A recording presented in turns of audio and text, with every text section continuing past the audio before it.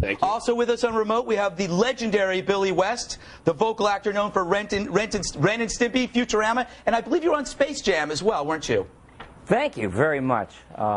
You told me you were a fan, and I have a lot of respect for you and your show, so right now I'd like a big applause for my butt. Excellent. Show us your butts. Oh, fantastic. Ratings skyrocketing. I'm a stripper. I have more artistic freedom. I'm a stripper now. I saw you dancing during the theme song, and I was pretty impressed. You have moves, and you also look like a Fox newsman. Mm-hmm. That's right. Good evening, everybody. I'm Timothy Reagan, and if you look directly into my eyes, you can see the back of my skull. Let's go to Fritz for a weather check. Well, despite the rain, it's pouring out there. Thanks for that update. All right. It is wet. It is rain, and it's here in the Southland. Drizzle Watch 2007. All right. Enough out of you for now. I got to introduce Tristan. Well, that's it for tonight. I'm an anarchist. You better watch out. I've got to say, it's ridiculous. Billy West hits the nail on the head, though, because the most depressing place in the world is a strip club. That's right. It really is. There's nothing sexy about it. It's a bunch of men. Sometimes they're terrorists, professional athletes, or stag parties. Well, isn't it true, Mike? Wait, Billy's got something last word on this? It's true, Mike. Go, Billy. No, it's a bunch of guys that need to get like a modus operandi to go home and throw one into the old lady. As a terrorist, Wait, I'm not clear on what they're throwing. If we can get Billy to say that in the voice of Elmer Fudd, I'm putting $100 on his table. No, I was going to save that for the hunting story with the laser. Did I blow it? No. Page 9 of the ad lib. I want to talk about this new bill in Texas that is allowing people who are legally blind to go hunting as long as they're accompanied by somebody who can see. Billy, do you think this is a good idea? Oh, you mean it's drunken hunters that shoot other hunters that think they're deer, and now it's drunken laser hunters? Yes, exactly. Okay. All right, wait a minute. All right. All right, wait. Shh. Be very, very quiet. I'm hunting other hunters with lasers. Well, we waited quite a while for that. Wow. Well, you know what? It's called thinning of the herd, and I don't mean deer. Billy, do you believe that masturbation is overrated? Because I do. Well, number one, it makes you go blind, so all these kids could pick up lasers and go hunting in Texas. No, you know, it's a weird dilemma when like France has a dilemma like this, you know, condoms and masturbating, because, I mean, number one, they're famous for doing it with their face, aren't they? Yeah. And they fight with their feet, so they don't need boxing gloves, so I guess they don't need condoms. And, you know, no condoms, no masturbation. Ah, the grand jeu de simplicité. Shouldn't this guy be more focused on the immigration problem we have over there right now? He's talking about masturbation. Well, Wait a minute, this is not about immigration, Rachel. This has nothing to do with immigration. You just got her all, dude. Frankly, it's Cool more your jets. No! Frankly, it's more emigration That's than bull. immigration. Exactly. It's right. like 200 million little emigrants all over the curtains. I don't think we should shift the focus. Oh. Did I say something wrong? We're talking about a serious health issue. And that's how foie gras is made. We're talking about how man pudding is made. Say that as Elmer Fudd. I prefer man milk, Billy. It won't work. All right. A Japanese toy maker unveiled a fluffy robotic toy as the latest addition to its mechanical pet series, which includes a dog, cat, and pony.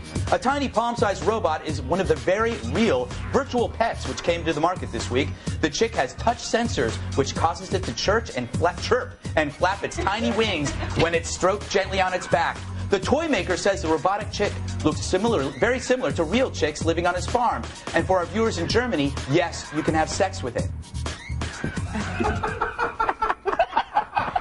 That's a terrible thing But you have to be really, really little. Oh. Billy? Beep, beep, Billy? beep. Hello, suckers. Beep, beep. You can get a real chick for 59 cents. Beep. What did you pay, $19?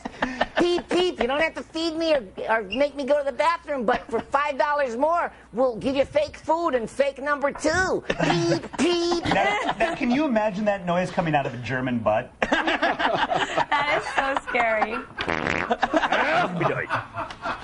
I don't think I'm going to sleep for 3 days. Oh, my goodness. All right, I want to talk about... You know what? We just saw a chick in the chain there. You see that? That's how you... His name is Radar, and the glue factory Goliath is the world's tallest horse. His handler says one of the main reasons he's tall is his good nutrition and sex with German housefraus.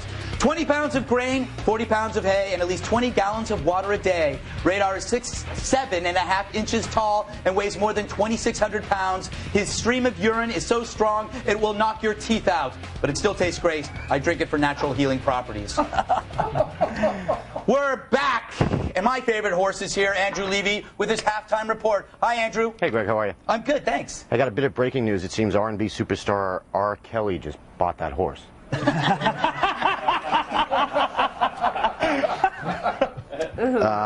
Kudos to Bill for resisting the temptation to talk about wanting to get into Mike Baker's weekly briefs.